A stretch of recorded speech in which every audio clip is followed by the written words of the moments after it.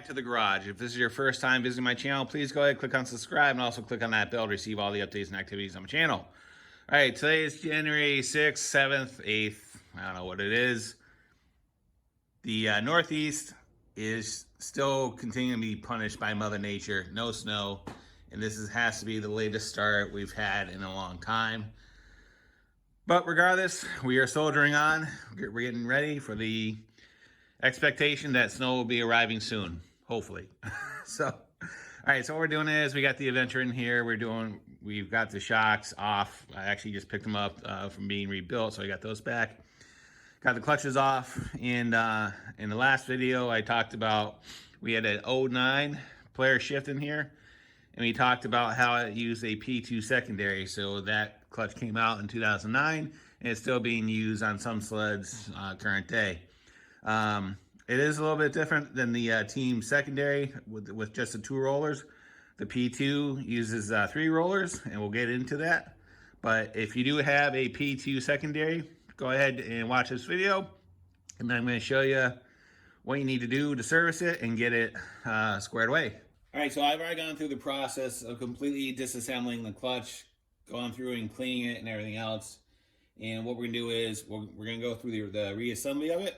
But you know, I think going this way will give a better explanation of how it actually goes together and how it works and everything else. But again, the disassembly is just reverse of the assembly. So just follow along. It goes together pretty quickly and pretty easily. But as far as the comparisons or the differences between the 2-roller team secondary and the 3-roller, that's a big difference. One has 2, one has 3. And people will tell you that the P2 has a better ability to backshift. You know, take that for what it is. Opinions do differ, but you know, it is what it is. So as far as differences on the P2 and the other one is, the rollers are captive down in the removable sheave. There's 3 of them. There's 1, 2, 3, right? And it uses the same rollers as all the other secondaries use, right? But the difference is they're held in by a bolt into that movable sheave of the secondary. So they're just held on by a Torx bit. And I'll tell you, be careful with these things. Don't strip them, don't break them, because you'll be shocked how expensive these things are if you have to go to Polaris.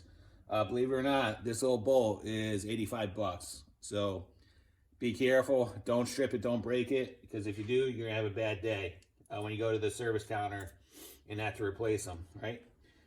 So as far as the other differences in the P2,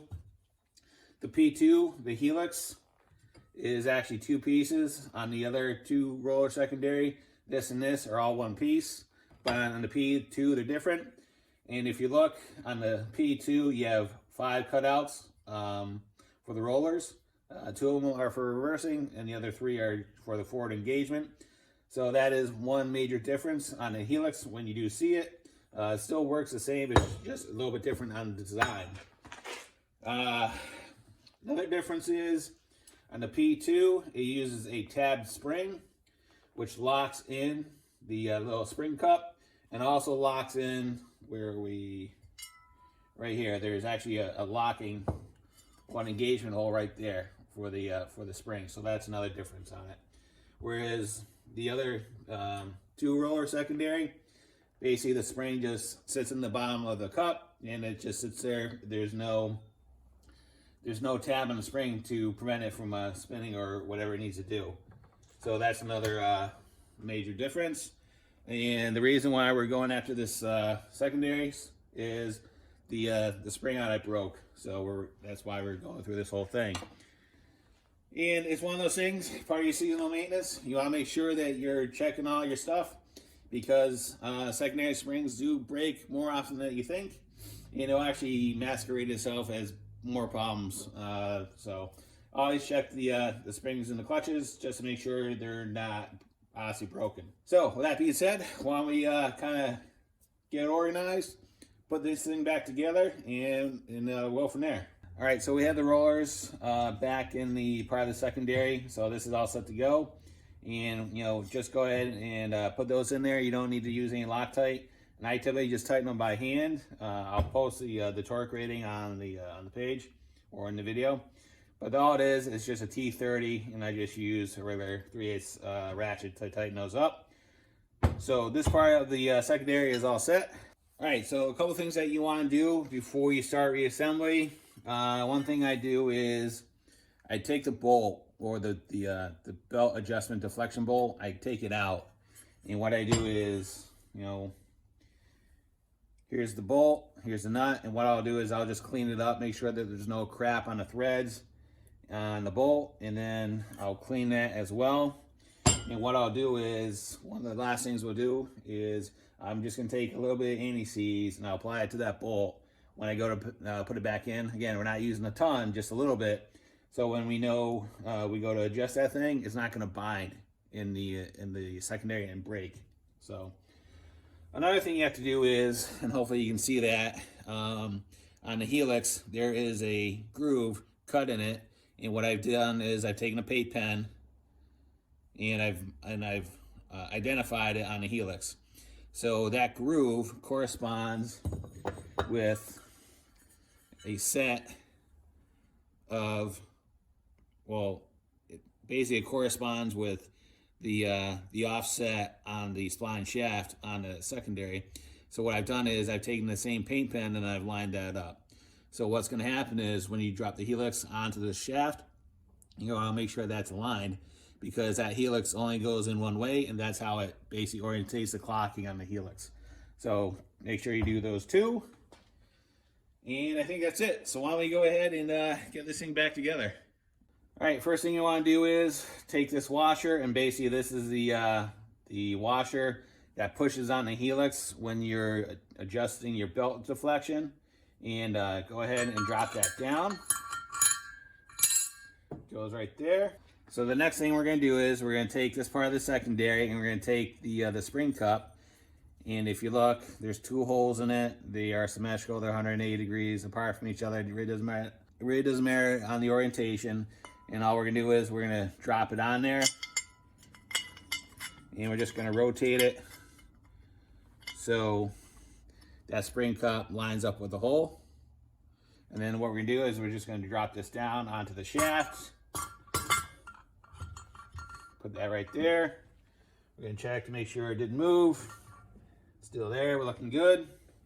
And then we're going to take our spring and with obviously the engagement tab, and we're going to put it down there. We're going to line it up. And we're going to place the spring in the secondary. And we know we're good right there.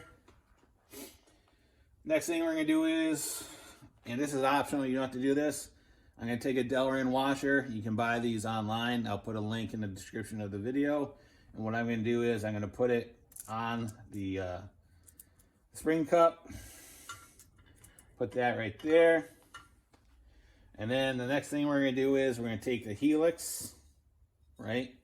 And we're going to take the, make sure that's aligned, right? So what we're going to do is we're going to drop the helix down onto the spring right there.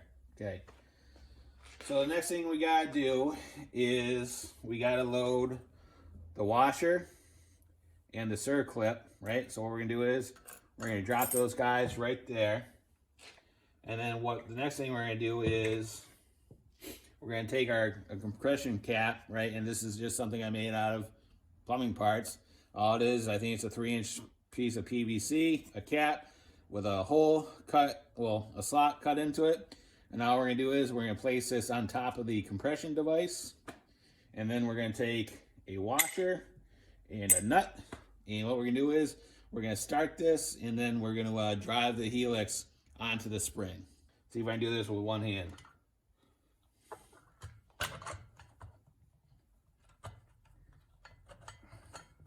All right, so we have our compression device assembled. We got the witness mark and helix corresponding with the witness mark in the spline shaft. We have the washer and the circlip on top of the spline shaft, kind of out of the way, leaning back towards the back.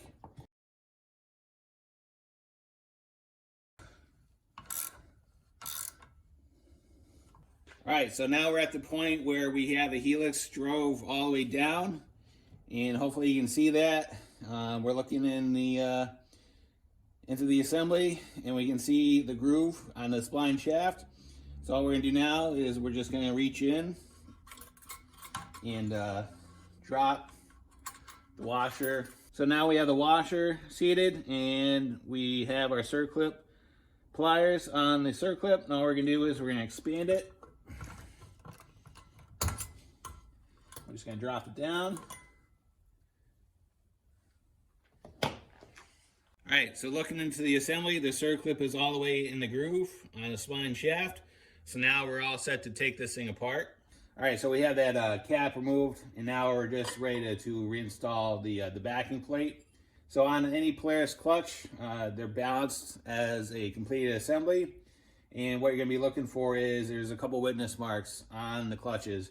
And typically they are represented by an X. On this particular one, the X is right there. And then there's an X right here. It just happens to have a red dot on it. So all you're gonna do is you're just gonna drop the cover onto the secondary. And if it doesn't line up exactly, don't worry about it, but it's gonna be pretty close. So in this example, the X on the secondary is right there. Then the X on the backing plate is right there, right? So at this point, what you want to do, you're going to want to take some blue Loctite and just put a little Loctite on these panhead bolts that hold the cover down. Again, you don't need a lot, just a little bit. And all you can do is you're just going to put them in there, line up the first one. All right, so once you got them all in, just go ahead and take your T30 and go ahead and just start them. Make sure that they're not cross-threaded or anything like that. And then I'm just gonna take my impact driver. This one happens to be a Milwaukee, and I'm just gonna put it on setting number 1. And all I'm gonna do is I'm just gonna run it down so they're snug.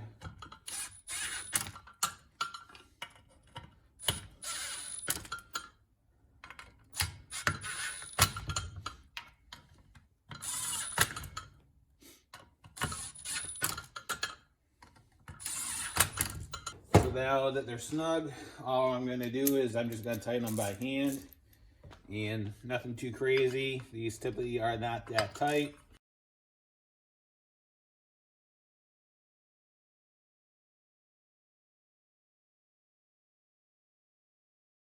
All right, so those are all tightened up.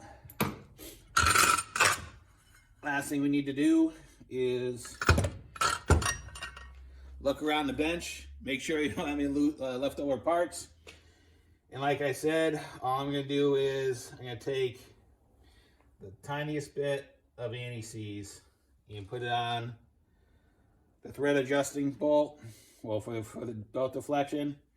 And we're just gonna put that back in. Again, you don't want a lot because these clutches are meant to be assembled dry with nothing in it. And the last thing you want is a ton of anti-seize getting on the secondary, right, and on the belt.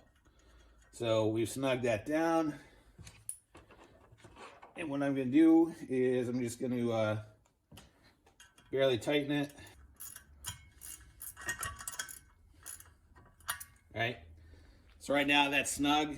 I'm pretty sure it needs to be adjusted, and we'll worry about that once we get the secondary back on the snowmobile. All right, so I spent about the last hour and a half putting this thing back together. Got the shocks back on, got the primary and the secondary back on. So pretty much everything is all set to go. So the last thing you want to do when you're putting everything back together, especially if you change the springs, that's going to affect the deflection, and it's pretty easy to do. All you're going to do is basically go after this guy, and all you're going to do is take a Allen wrench and a 7/16 wrench, and what you're going to do is, what you want to look for is the lower portion of the belt, the lower portion of the groove, to be in line with the top of the secondary. And pretty much once you do that, that's going to pretty much set your deflection right where you want to be. So the way to do it, if you want to drop the belt in the secondary, what you're going to do is you're going to drive the adjuster in. And what that's going to do, that's going to push the helix in, and then the secondary is going to open, which will cause the belt to drop further in the secondary. If you want to raise up, all you're going to do is you're going to back the adjuster out, and that's going to close the secondary, and then it's going to drive the belt up. So I hope that makes sense. All right, so that pretty much wraps it up. The maintenance on that P2 secondary really isn't that much different than the other secondaries. So pretty easy to do. Just take your time. Don't break anything. Don't get frustrated, and you'll be good to go. All right, everybody. Thanks for watching. Talk to you later. See ya.